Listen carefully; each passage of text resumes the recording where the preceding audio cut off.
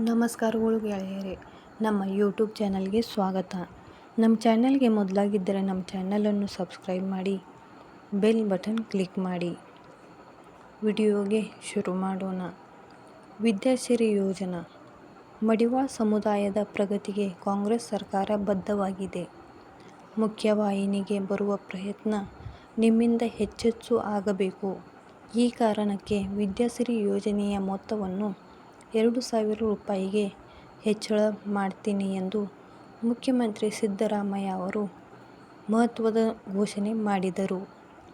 ಮಡಿವಾಳ ಮತ್ತು ಹಿಂದುಳಿದ ಸಮುದಾಯದ ಮಕ್ಕಳು ಶಿಕ್ಷಣವಂತರಾಗಬೇಕು. ಇದಕ್ಕೆ ವಿದ್ಯಾಸಿರಿ ಮೊತ್ತವನ್ನು ಪ್ರತಿ ವಿದ್ಯಾರ್ಥಿಗೆ 1,500ರಿಂದ 2,000 ರೂಪಾಯಿಗೆ ಹೆಚ್ಚಿಸಲಾಗುವುದು ಎಂದು ಘೋಷಿಸಿದರು. 12ನೇ ಶತಮಾನದಲ್ಲೇ ಮಡಿವಾಳ ಮಾಚಿದೇವರು ಬಸವಣ್ಣನವರ ಜೊತೆ ಸೇರಿ ಸಮಾಜದ ಬದಲಾವಣೆಗೆ ಮುಂದಾಗಿದ್ದರು.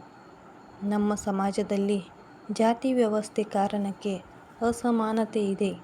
ಈ ಕಾರಣಕ್ಕೆ ಉದ್ಯೋಗ ಶಿಕ್ಷಣ ಸಿಗದೆ ಆರ್ಥಿಕ ಅಸಮಾನತೆ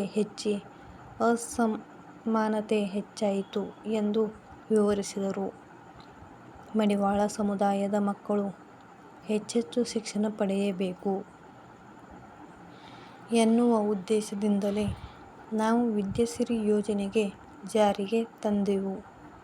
ಈಗ ವಿದ್ಯಾಸಿರಿ ಯೋಜನೆಯ ಮೊತ್ತವನ್ನು ಪ್ರತಿ ವಿದ್ಯಾರ್ಥಿಗೆ 2,000ಕ್ಕೆ ಹೆಚ್ಚಿಸಲಾಗುವುದು.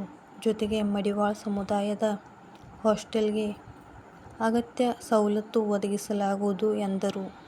ಇಂತಹ ಮಾಹಿತಿಗಾಗಿ ನಮ್ಮ ಚಾನಲನ್ನು ಸಬ್ಸ್ಕ್ರೈಬ್ ಮಾಡಿ, ಬೆಲ್ ಬಟನ್ ಕ್ಲಿಕ್ ಮಾಡಿ. Thank you for watching.